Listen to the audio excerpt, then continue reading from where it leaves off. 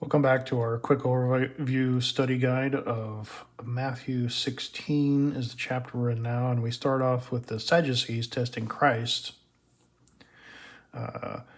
Jesus gives another analogy about fair weather and discerning the sign of the times. Now, this sign of the times people still follow if Israel gets attacked. It's the sign of the times for some future coming of Christ.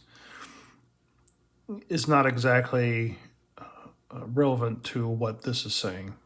As a matter of fact, there is no relevance to looking at the sign of the times because the sign of the Son of Man has already been done, and that's what he's referring to. These people cannot read the writing on the wall, is basically what they're saying. They're going to be destroyed. The temple is going to be destroyed, and the religion that they had, which is what it was classified as, no longer existed beyond the destruction of that temple. And they were asking for a sign, but Jesus said the only sign that they were going to give them would be the sign of Jonah.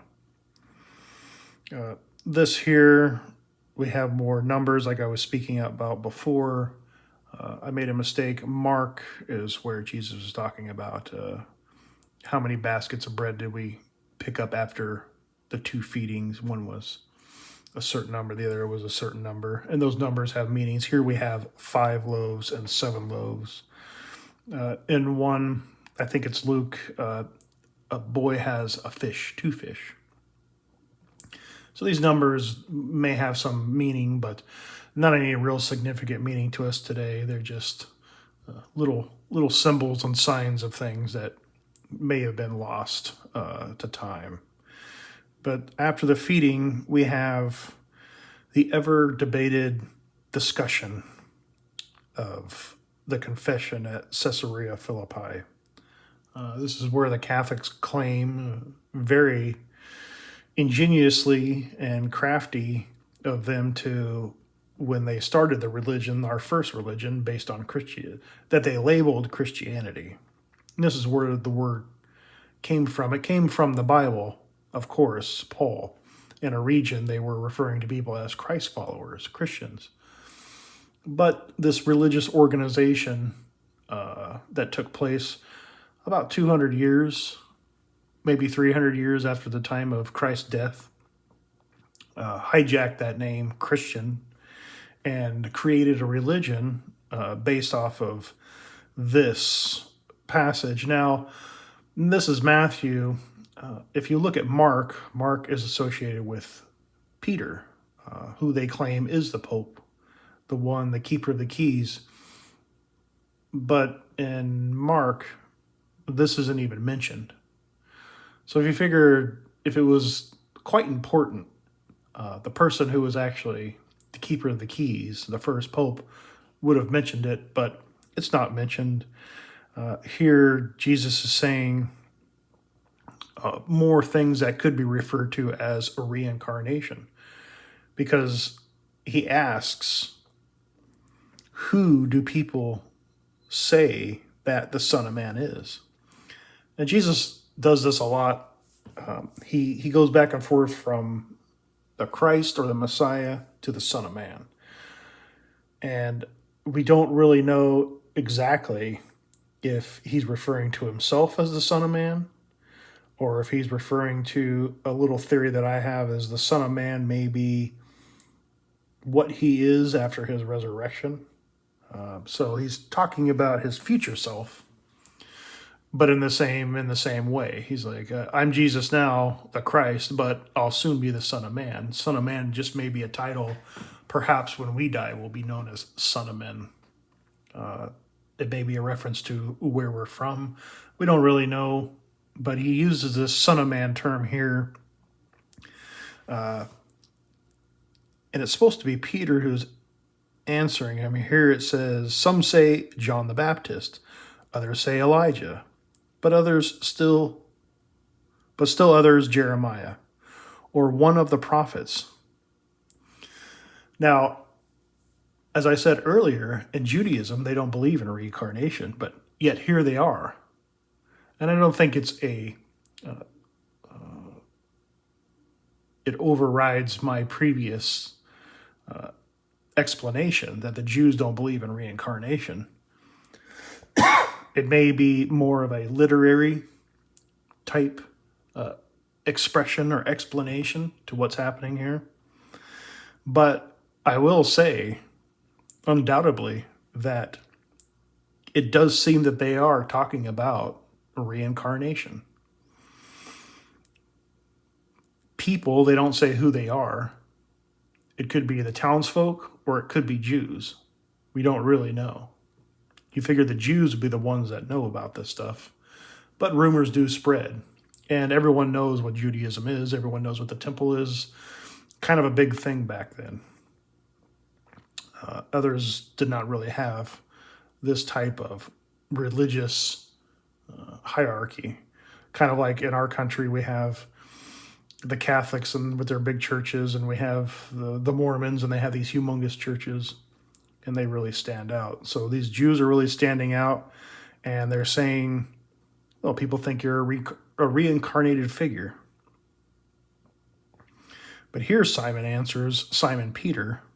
His real name is Simon. Peter means Cephas, which means stone. It's a Greek.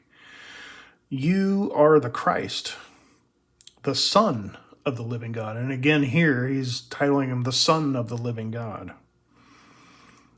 And Jesus said to him, blessed are you, Simon Bar-Jonah, which means son of, because flesh and blood did not reveal this to you, but my Father who is in heaven. I also say to you that you are Peter, and upon this rock I will build my church. Again, the argument, this rock is a Greek word, not an Aramaic word, but a Greek word. And we have this a lot in the Bible, where the Greek word being used doesn't even exist in the language that Jesus spoke. So a lot of people believe that this conversation didn't even happen.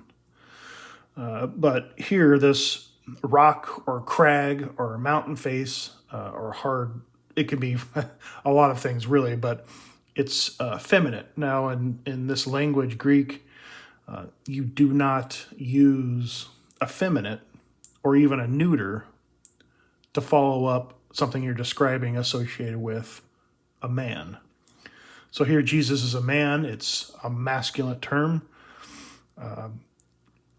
Peter is a masculine term because they're both men, but rock is not a masculine term. So the Catholics have an excuse for this, I'm sure.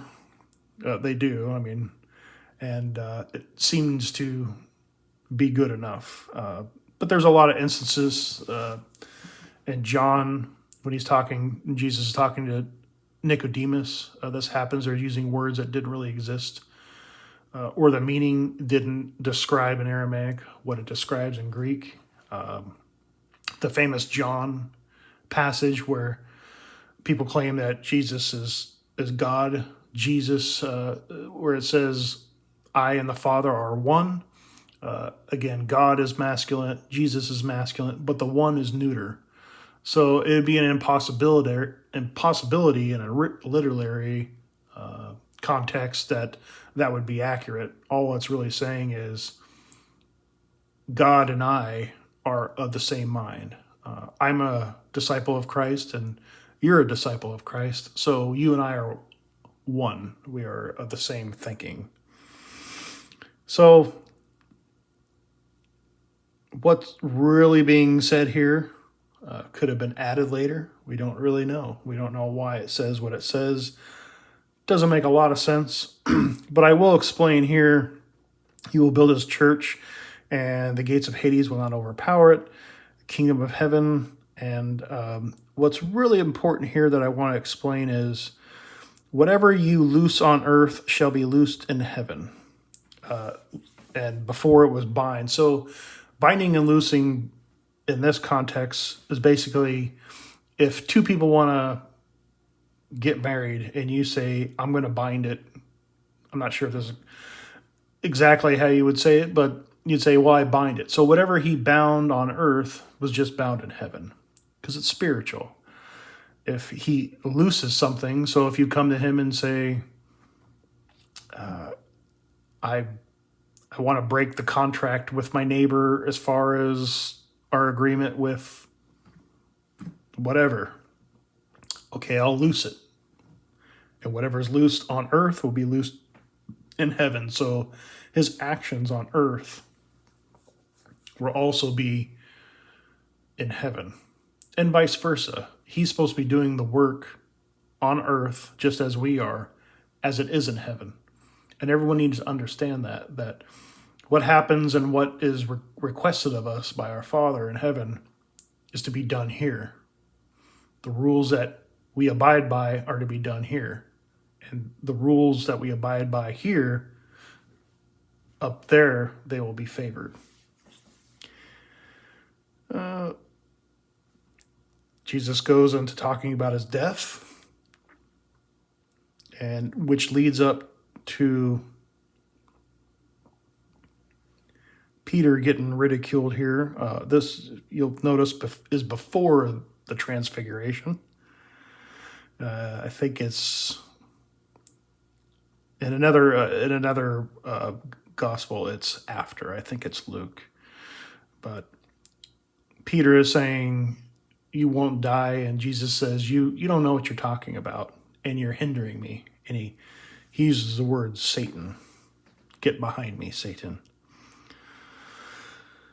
This is very, very important, this last chapter, in terms of, again, anyone who wishes to come after me must deny himself and take up his cross and follow me. We've talked about the cross before in previous videos. The importance of taking upon the burden. But as you also notice that Jesus said, "My burden is easy and light." So the burden that you'll be taking up is much easier than the burden that you're born with by being born in this world.